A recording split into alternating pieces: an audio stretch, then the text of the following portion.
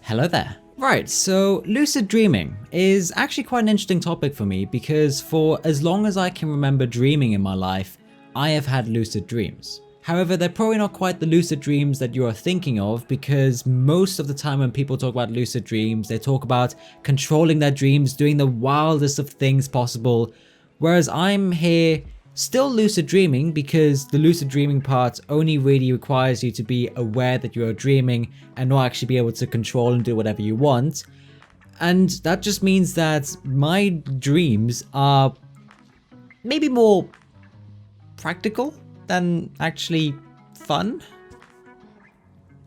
That's a weird way of putting it. Basically, when I dream, I'm aware that I'm dreaming, but I tend to use that more to either stop boring dreams when I just realize that this is boring, just move on to the next one, or something a bit more practical, and that is if something's becoming a nightmare, I just stop it. I've never had a nightmare before, but it's definitely not a more fun flying around doing whatever you want type of dream. And the good thing about lucid dreams is that even if you've never had, no matter if you've ever had one before, which according to one survey 45% of adults have never experienced a lucid dream before, you can learn it. And that's what I want to do today. Spend the next 30 days learning how to properly lucid dream, and you can follow along.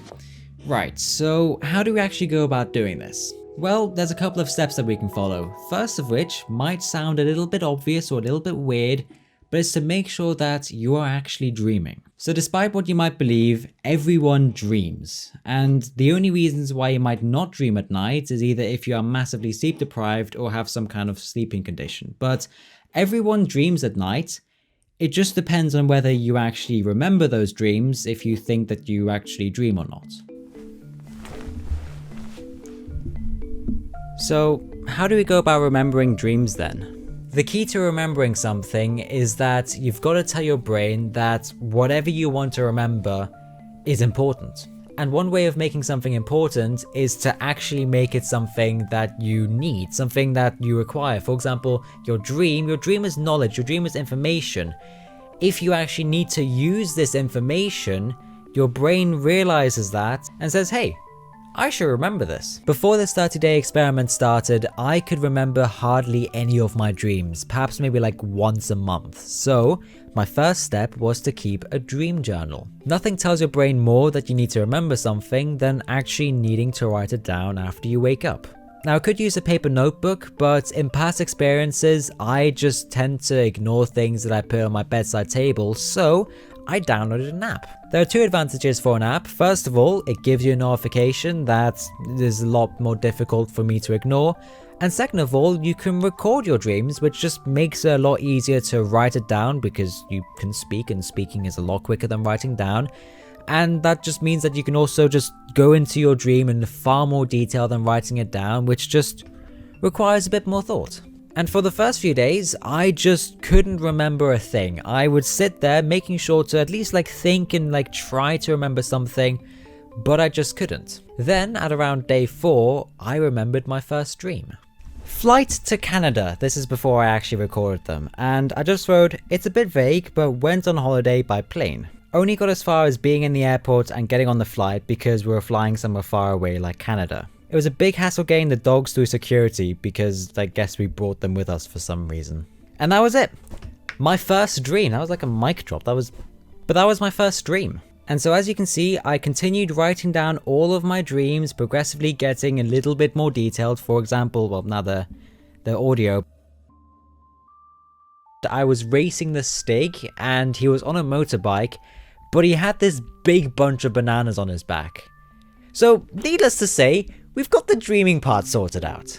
So now it's time for step 2, which is to turn these regular dreams into lucid dreams. The thing with lucid dreaming is that it isn't an exact science, which means that there's no correct way of doing it, but there's also 1,000 ways of doing it. Most of these things seem to fit in 2 broad categories of recognizing and realizing what a dream is and getting yourself into a lucid dream. Knowing what a dream is learning to recognize some prompts or some hints that suggest that what you are currently experiencing is a dream. For example, it may be that many of your dreams are always located in a certain place or have a certain character in them. Therefore, you can learn to recognize that when you are in that place or with that character, you might be dreaming. This is where keeping a dream journal can be useful, because then you can look back and see if you can find any of these recurring events, which over my 30 days, I wasn't able to spot any of this, but maybe you will. Another idea in this first category is to perform a reality check, which is some kind of action that you do regularly, so also when you're awake, with the key thing being that this action, the outcome of this action, is different depending on if you are awake or asleep. There are many ones that you can choose from, but common ones include trying to put your finger through your hand, which in real life won't work, but in a dream will work, or trying to pinch your nose and breathe through your nose, which in real life again won't work, but in a dream will work because you don't breathe, so that's fine. So that's a couple of ways of learning to recognize what is in a dream and being able to use that to realize that you are dreaming. And the other one is to basically get yourself into a lucid dream. I'm just going to give a quick rundown of what they are, because I think you should look online on how to actually do them properly. But some of them include doing things while you are falling asleep. For example, imagining things in your head or telling yourself that soon I will be dreaming, and basically bringing your consciousness from being awake into your dreams. While other ones utilize what we know about sleep patterns, which is that dreams occur in REM sleep, and REM sleep occurs mainly at the end of the night. Therefore, you set an alarm for maybe like 5 or 6 hours after you've fallen asleep to quickly wake up, gain some consciousness, immediately fall back asleep again, and bring some of that consciousness into your dreams. As I said, a very exact science. So alright, after spending about a week getting into regular dreaming, it was time for me to choose which lucid dreaming techniques I wanted to use. And I chose a couple of them, but I immediately hit a bit of a problem. The 3 techniques that I chose were to have a reality check, imagining things in my head while I was falling asleep, and waking up after 5 hours. But doing that resulted in something that I didn't expect. I've been doing these things for 4 or 5 nights now, and I've got to say I'm not lucid dreaming, which means that, this isn't working for me. However, I'm also just no longer regularly dreaming anymore, so I'm just going throughout the night without remembering anything. So that definitely feels like a step back, so I think what I'm going to do is I'm going to stop doing these things, try to see if I can get back to just dreaming regularly again, and then maybe in a week's time or so, maybe you're much quicker, we can see about trying some other techniques for lucid dreaming, because this isn't working. So I stopped trying to lucid dream and went back to trying to dream normally again, and the first few nights were either unsuccessful or I got vague dreams like I was climbing a mountain. That's it. But it only took me 4 days until I got back to full-fledged, highly detailed dreams again, so that was pretty good. I decided that if I were to try to do the same thing again, that it would only result in the same thing happening again. And as I said, this isn't an exact science, which means that there's thousands of ways of doing it, so I went and looked for some inspiration, namely Reddit. Now I'm trying to find the Reddit post that I found this on, which it looked very sketchy and as if I was just looking through various conspiracy theories, because it just looked very sketchy. However, it also didn't look sketchy, because with all of these techniques so far, they've always seemed a bit like you're kind of hoping for a lucid dream. For example, the reality check is just doing this thing very often and then hoping that you do the same thing in your dreams, and then also hoping that you realize that your finger went through your hand and that that's not supposed to work. Or for example, with the waking up 5 hours after falling asleep, you're kind of just hoping that your consciousness goes into your dream.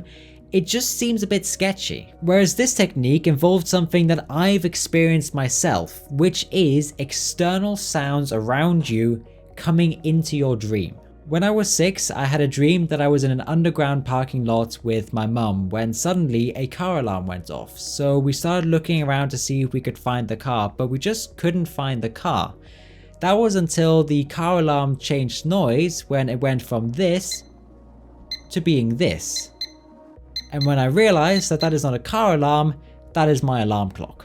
And that's basically what this technique utilizes. And so it's taking inspiration from the technique of waking up 5 hours after going to sleep, quickly waking up and then immediately going back to sleep again. But around 5 minutes after your alarm clock is gone, you hear a noise, and this is a noise that you know you'll only hear whenever you are dreaming. This noise will play once, and then about 5 minutes later it'll play again, and then 5 minutes later it'll play again, and 5 minutes later it'll play again. And the noise that I went for was one that they also recommended, which was a church bell, because supposedly what you can do is you can hear this church bell, turn around in your dream, see the church, be like, okay, this church bell is associated with this church, and then do something like fly away from the church, and your brain, even though it might hear the church bell again later, will just ignore it. And that was the idea, but with what you heard me say with supposedly, I tried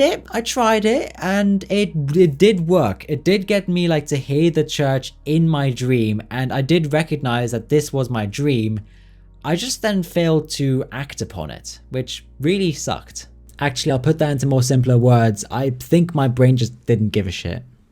Now, what I will say is that I had to spend a couple of nights adjusting the settings to make it work for me, because they recommended having the sound play 3 to 4 minutes after your alarm, but I just found that I wasn't asleep yet, and so I would hear the sound and think, no, I need to sleep first, I need to sleep, and then having it like much longer, like 7-8 minutes, would just make me not hear it anymore. So it's a bit of a balancing act, and I sort of did it, but then also didn't manage it. Something else started to happen as well, which you might have thought of when I first mentioned waking up 5 hours into your sleep, and that's the fact that it just disrupted my sleep and made me very sleepy in the morning. And you know, apparently like that doesn't happen, and you know, it's totally fine, and you can look through online and yeah, it says that's not a problem at all. But for me, it was a problem, and I have things to do during the day, so I don't want to feel super sleep deprived doing them. And so I had to stop doing that. And that's unfortunately where the story ends, because I wasn't able to come up with any other lucid dreaming techniques that might work for me, and also the 30 days ran out. But it's still important to recognize the good things that came out of this. For example, that I now started to dream regularly, and that's something I just didn't do before. And because of me, they are still technically lucid dreams, because I'm aware that I'm dreaming and can do things like stop a dream if it's getting too boring, or just wake up if I remember to do something later on. But yeah, it's not the cool, creative, do whatever you want type of dream, but yeah, it's still something. So I hope you enjoyed, and yeah, maybe I'll see you next time. Ta-ra.